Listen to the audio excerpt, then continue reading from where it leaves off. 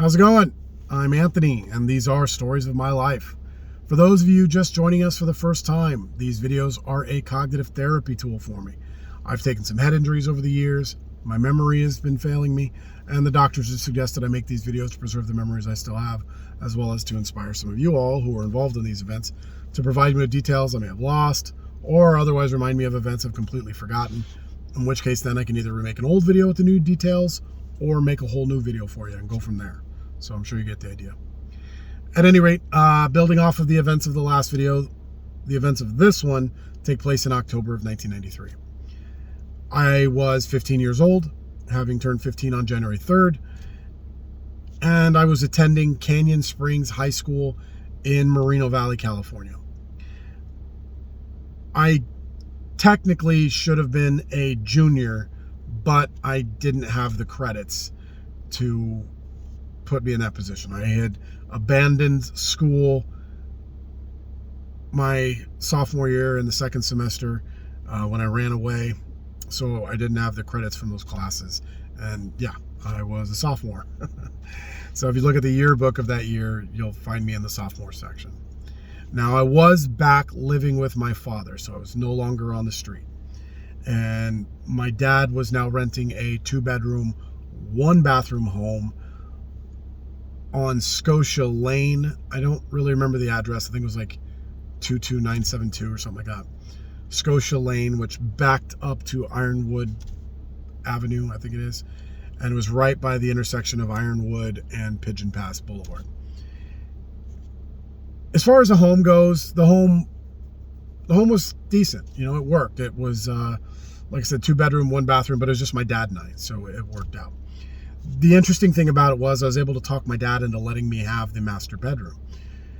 And I was able to do that because, A, my dad and I had kind of a tumultuous relationship anyway, so we didn't spend a lot of time hanging out. B, my dad spent all his time in the living room monopolizing the fucking TV, and the secondary bedroom didn't have a TV plug. I don't know why, but it didn't. So couldn't watch TV if I was in there, so I'd always be out annoying the crap out of him. C, my dad was treating me like an adult. I could come and go as I please. I could have friends over any day of the week, any time of the night. The only rule my dad had for me is that I had to actively attend school. That was it. It was the only rule I had. I had no curfew, had nothing. Just had to actively attend school. So my dad bought it, let me have the master bedroom. And it worked out because it was kind of like I had my own studio apartment. My dad and I did share the bathroom and then share the kitchen, obviously, but I got the master bedroom. I had a walk-in closet. I had 2 twin-size bunk beds. I had a couch. I had a TV with entertainment center, desk, and I had a sliding glass door going into the backyard. I had this green sheet that was thumbtacked up over the sliding glass door, so I didn't have any curtains, just the green sheet. But it was interesting. You turn off the light in the bedroom, you could see straight through the green sheet into the backyard. And that was all lit up because there was this street light on Ironwood that shined down right in our backyard. So at night, clear view of the backyard. It was just all green. Anyway, now at high school, I don't have many memories or really any other memories of the beginning of the year other than the one that I mentioned in the last video. If you haven't seen it, go back, check it out. It'll kind of give you some more perspective on what was going on. And the memory itself is fun, so feel free to watch it. But I don't remember anything else. I can tell you that I did make 2 significant friends at the beginning of that year. And one of them was a guy by the name of Eric Moores. Now, Eric was very similar to me in terms of personality. We were into a lot of the same stupid shit, so we got along right away. He was also very similar to me in that he didn't make friends very well like I did, or like me, because I didn't make friends very well either. But he also had the same mentality of I would rather have 4 quarters than 100 pennies. So 4 good close friends rather than just 100 fucking idiots that I don't care about. But anyway, we spent a lot of time together. He was my best friend at the school, and him and I looked similar as well. So he was about an inch taller than me, but we had similar enough features that people would ask us all the time if we were, at least cousins, maybe even half brothers or something. And so we got that a lot. But yeah, he ended up being my best friend at that school. We were friends for some years later, and ended up losing touch. And so, that was that. The other person I met somewhere right around this time is a girl by the name of Sonia Mae Baylor. Now, Sonia, I can't really think of any other way to describe her other than just outright, just fucking stunning. That's it. Physically, just fucking stunning from head to toe. Everybody wanted her. I mean, they wanted her like flies on shit. And, but that wasn't even the best part about her. The best part about her was her personality. I shit you not. She was the kind of girl that was just so electric, so vibrant and bubbly and happy that you could not have a fucking bad day around her, even if you wanted to. Even if you wanted to. I mean, you could be depressed and you won't be for very long. She will take that away from you and cheer you back up and have you laughing in no time. That was her personality. And like I said, stunning all the way around.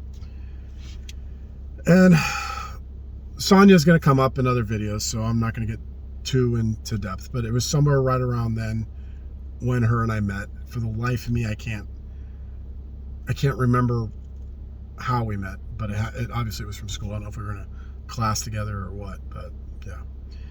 Anyway, so now I've been in school for a little bit. Hadn't seen my friends down in Riverside for a while, nor had I seen Jason Evans, who was my closest friend while I was on the street. He was the one that essentially kept me alive. So I hadn't seen Jim, Gabe, Ian, and all them. I hadn't seen Jason in a while.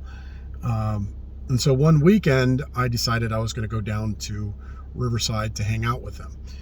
And so the plan was I would spend the day hanging out with Jim, Gabe, Ian, Mike, all those idiots for the day. And then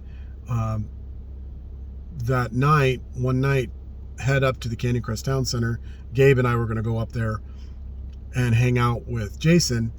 And when Gabe left, I was going to spend the night at Jason's house and hang out with him and then, do that.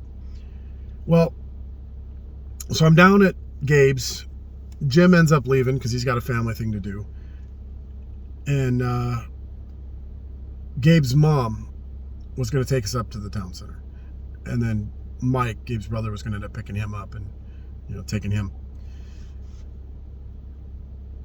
We go out to the car. And as soon as I get into the car, I start getting this overwhelming, sickness. And that's the only thing I could think of to describe it, was like a sickness. And it wasn't like I felt sick to my stomach or had a cold or a flu. But it was weird. It was like, it was deeper than that. It was like I felt sick to my soul. And I didn't understand it. It was like this dark sickness was trying to consume my soul. And I got in the car and I started telling Gabe about this. I was like, dude, something's wrong. I don't get it. Gabe's like, dude, you don't look well, man. Do you want to cancel? Like, what do you want to do? I was like, no, let's keep going. Let's keep going. And we start driving up to the Canyon Crest Town Center. And it just gets worse. It just gets worse. Like, I can feel it in my bones. It's just like it's going right through me. It's consuming me, and I didn't understand it. I don't know. I didn't get it. So we're still driving up there. We end up turning up. I can't think of the road now, if it's Central or Canyon Crest Boulevard. But anyway, we end up turning up this hill, and we're driving up to the town center, and like my skin just is crawling. Like, oh God, it's horrible, horrible feeling. Horrible feeling. Anyway, we get into the town center. And Gabe's mom drops us off right by the donut shop. Right there by Carl's Jr. We get out of the car, and I'm just like hunched over, hands on my knees. And Gabe's like, dude, are you all right? And I was like, yeah. He's like, you gonna throw up? I'm like, I don't think so. You know, I don't feel like I gotta throw up. But something's just, it's so bad. I didn't understand. He was like, all right, well, what do you want to do? I was like, well, we got to go find Jason. He's like, all right, well, where's Jason at? And I pointed over to Rite Aid. I said, he's over there on a payphone. Gabe was like, wait, what? Because we couldn't see Rite Aid. We couldn't even see Rite Aid at this point. There's so many cars in the way also. There's no way I should have known that Jason was there. No way. But I was confident. He's over there. He's on the phone. And so, okay. So we walk over to Rite Aid, and sure as shit, we come around one of the columns, and lo and behold, there's Jason on a payphone. And he was shocked, you know, that we walked right up on him. He was like, oh, hey. And Gabe was kind of shocked too, and I just knew he was there. And Gabe comes up and says, hey, Jason. Jason's on the phone, so it's like, oh, hold on, I got him to call you back. So he hangs up to whoever he's talking to, shakes Gabe's hand, gives him a quick little hug, and then Jason runs up to me, just excited to see me, because, you know, I was his little sidekick for a while there, and gives me this big old hug, and just kind of picks me up, and kind of turns me around, and sets me back down, and I take a step back, and I look at him, and then it hits me. I'm looking at a dead man, and I didn't understand it. It was fucking terrifying. I'm looking at him, and I needed to get as far away from him as I possibly could. Something was just telling me that right down to my soul. I needed to get away from him. That was my best friend. So I tell him, I said, hey man, we can't hang out tonight. And he was shocked, like, what? Why? Now, Gabe was standing behind him now, because I'm looking at Jason, and Jason's got his back to Gabe. And Gabe's kind of giving this look like, what? And Jason happened to turn his head for a second. And I look at Gabe, and I was like, you know, like, trust me. And Gabe's like, what the fuck? And Jason turns back to me, and he says, what's going on, man? I thought you were going to stay the night and whatever else. And I had to lie to my best friend. And I said, I can't spend the night. Something came up. My soccer game that I have tomorrow, time got changed. It's now first thing in the morning. So I got to get up and go do that. And, but I didn't want to leave you hanging. So we came up here personally to tell you that's what's going on. And rather than leave you hanging. And he was like, oh, and he was thankful that I was up there to tell him personally. I don't know why I didn't tell him what I was feeling, that I felt like something was off with him. I don't know why. Maybe if I had it, he would have done something different. But anyway. So he gives me a hug.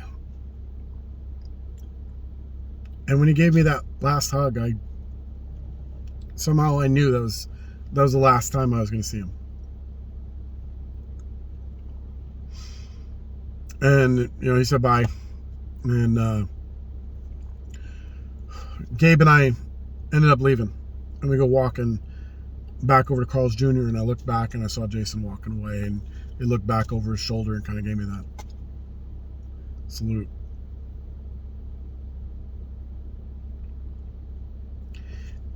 And Gabe asked, like, what happened? Why aren't we hanging out with Jason? And I told him, I said, dude, I don't understand. You know, I don't know. I don't get it. But we can't.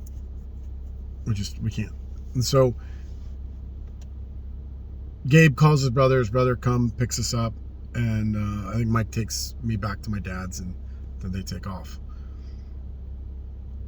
Next day, I think it's a Saturday now, I have a soccer game, but it's not first thing in the morning like I lied to Jason about. It was somewhere in that afternoon. Go to the soccer game, and I was playing soccer with Scott Nickel. And after the game, Scott came back to my house. And now I'm thinking, I want to go to the Canyon Crest Town Center again tonight.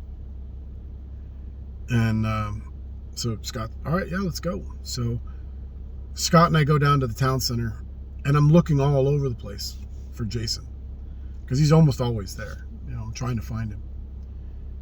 And it was right around the time I decided, you know what, I'm going to walk over to Jason's house and see if he's there.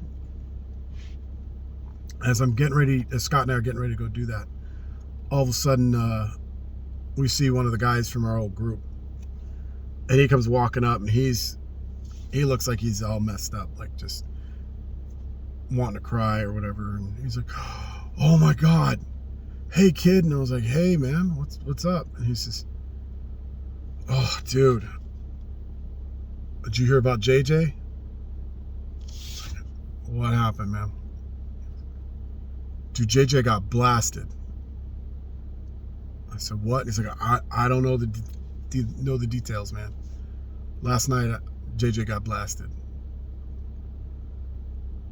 I was like, all right, I'll see what I can find out. I was like, all right, man, I'll catch you later. So gave him a hug, and he took off. Nobody else was up there, so we couldn't find anybody else to give us any ideas. But anyway, Scott and I ended up going back to my dad's. We'll spend the night there. And it was early that next morning, I get a phone call. And it's Jason's mom. And she's in tears talking to me because she knows who I am, you know. And she says that that night, from the 15th, and it would now be the morning of the 16th. So on the morning of the 16th, October 16th, 1993, someone broke into Jason's house. Well, it would have been the garage, because Jason lived in the garage. And when Jason left, he had picked up another one of our friends named David. I want to say his last name was Delpit. I don't remember. And Jason and David were at the house.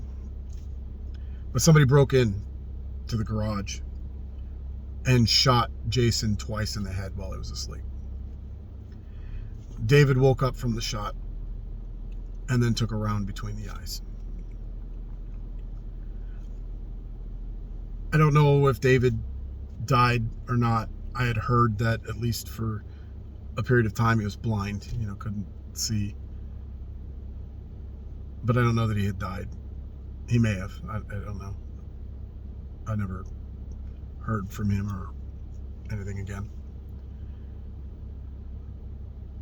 But his mom was just crying and asking me if I knew anything about it. And I didn't. So eventually the funeral came up. I don't remember what day the funeral was on. And it was at Harvest. I think it was at Harvest in Riverside. Big church, popular church. And my mom ended up taking me to this funeral. And she had this green boat car that had bench seat in the front, bench seat in the back. And she takes me to the funeral, and I remember going in and sitting with all the guys that I knew with Jason. Big, scary motherfuckers, man. After the funeral, we're all walking out, and these guys are all talking about how they need a ride to gotta take the bus back to wherever they needed to go. And so I told them, I'm like, you know what, we'll give you a ride. I'm like, fuck it, you know. So I walk up to my mom, and I say, hey, Mom, can you give my friends a ride? And she was thinking probably somebody my age.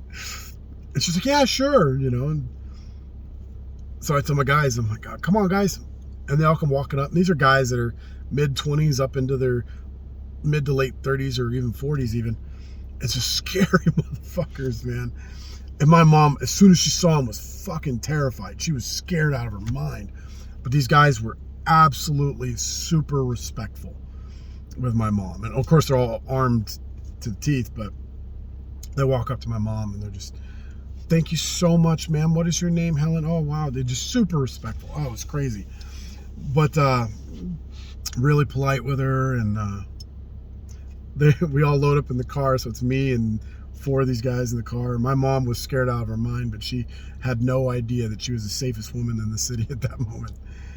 And we ended up leaving there. My mom, I think, drove us all through McDonald's, and we were eating McDonald's in the car and laughing and joking and talking about all the funny shit JJ did and Jason did and whatever else. And but yeah, that was interesting.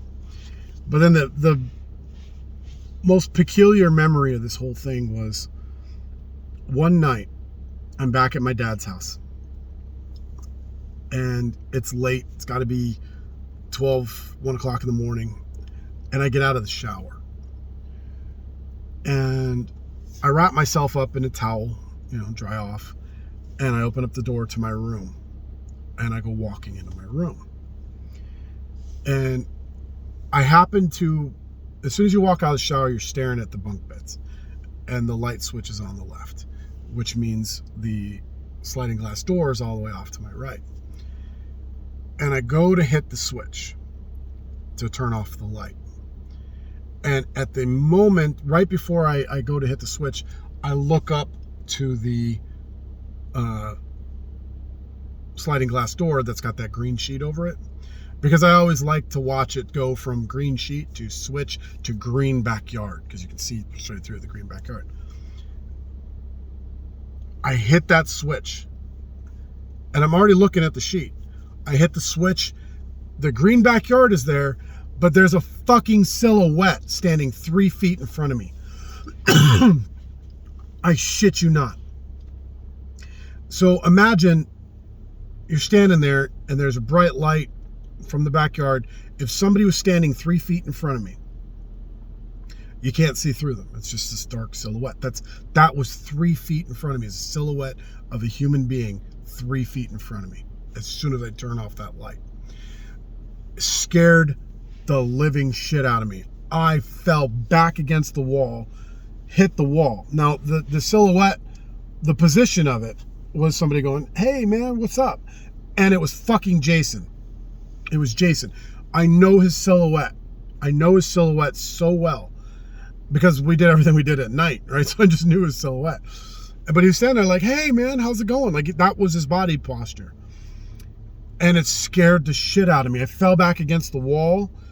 And as soon as I hit the wall, he kind of got into this like, "Whoa, I didn't mean to scare you" posture. And then I fell to the ground on my butt and like trying to press against the wall. And then he kind of takes a step forward. He's got this like, whoa, calm down. It's okay. Like it's okay.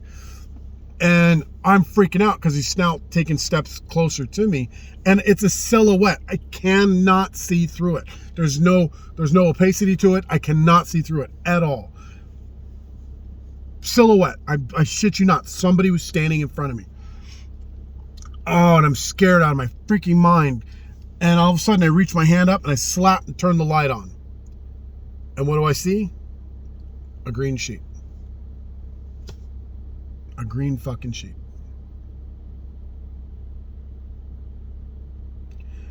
And then it takes me about 2 seconds. And I realize who it was and what it was. And I turn the light off because I want it to come back. And it's gone. Green backyard. Turn the light back on again. Green sheet. Light back off. Green yard.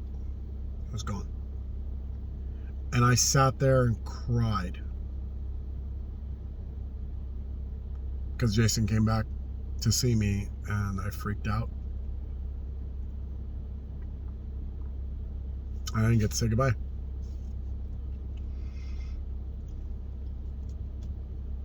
I wasted the moment.